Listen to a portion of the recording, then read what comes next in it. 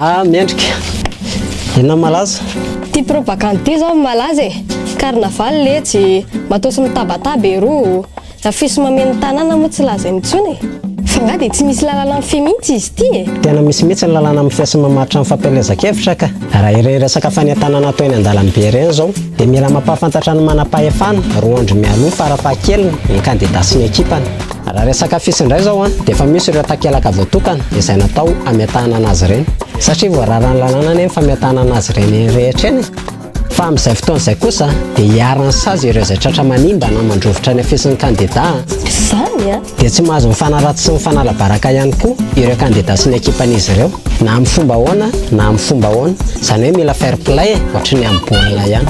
Voarara ihany koa zao ny mividy ny safidy mifidy, ny fitany lany sy ny mpandraram-panjakana, ny kabary miantsiady sy ny sisa sy ny sisa. Izany hoe ny propagande dia tokony atao am-pamindrehana ao anatin'ny fanajana ny lalàna, firaisam-pirenena ary ny fihavanana malagasy.